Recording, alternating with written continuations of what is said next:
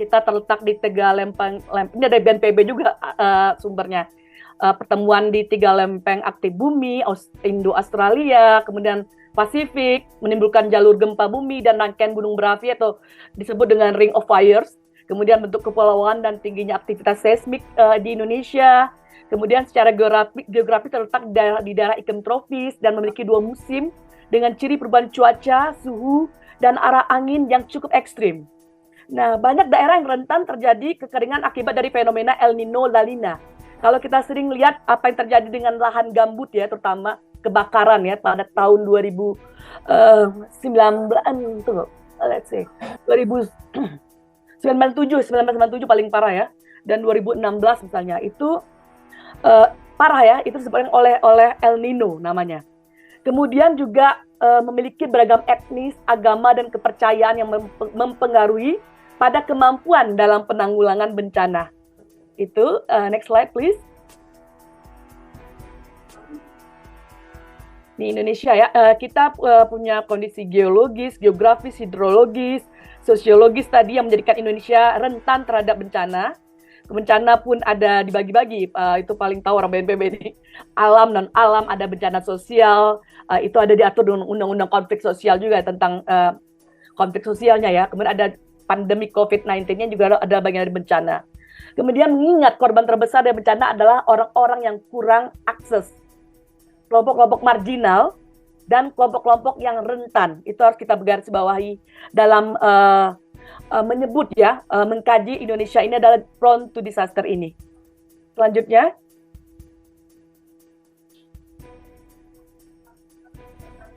Next slide please.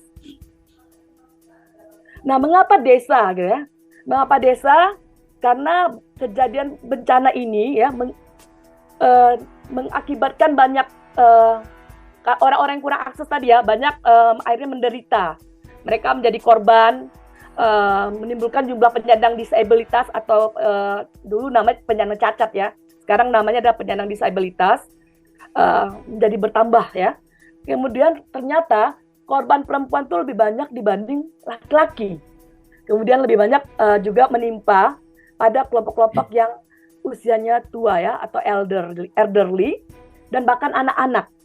Itu kemudian hilangnya nyawa, kerugian, kerusakan aset orang perorangan, swasta maupun negara. Kemudian pengelolaan risiko bencana berbasis komunitas menempatkan masyarakat sebagai aktor penting dan akan efektif dilaksanakan jika melalui unit pemerintahan yang terkecil yang dapat menyasar langsung ke masyarakat, which is adalah wilayah desa atau kelurahan. Next slide please.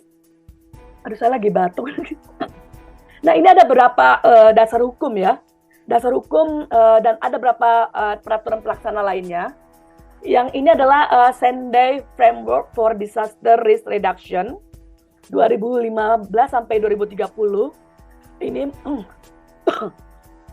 sorry ya. Ini menggantikan apa yang disebut dengan lanjutan dari Hyogo Framework, panduan strategi PRB namanya, pengurangan risiko bencana. Itu sebenarnya poinnya ada 4, ini ada butir ketujuhnya, tapi bahwa disebutkan bahwa praktek pengurangan risiko bencana itu harus berbasis multi hazard, dia harus multi sektor, dan dia harus inklusif dan dapat diakses secara efisien dan efektif. Kemudian Undang-Undang Nomor 24 tahun 2027 itu tentang penanggulangan bencana mengamanatkan untuk melindungi masyarakat dari ancaman bencana. Nah, salah satu strateginya adalah mewujudkan hal ini adalah melalui pengembangan desa, kelurahan, tangguh terhadap bencana dengan upaya pengurangan risiko bencana berbasis komunitas. Sekali lagi komunitas, jadi disebut dengan PRBBK. Kemudian ada peraturan kepala BNPB nomor 1 tahun 2012, tadi Pak Tatang sudah banyak menyebutkan tentang pedoman umum desa, kelurahan, tangguh bencana. Ada Undang-Undang nomor 23 tahun 2014 tentang pemerintahan daerah. Nah, penyelenggaraan penanggulangan bencana itu merupakan tanggung jawab wewenang pemerintah dan pemerintah daerah dalam undang-undang ini. Kita punya Undang-Undang Desa nomor 6 tahun 2014. bahwa desa adalah kesatuan masyarakat hukum yang memiliki batas wilayah dan mereka berwenang mengatur dan mengurus urusan pemerintahannya, kepentingan masyarakat setempat berdasarkan prakarsa masyarakat. Jadi inisiatif mereka sendiri, hak asal usul atau hak tradisional. Ada hak tradisional, misalnya ada local knowledge-nya, ada indigenous knowledge, ada local wisdom, dan yang diakui dan dihormati dalam sistem pemerintahan Negara Kesatuan Republik Indonesia.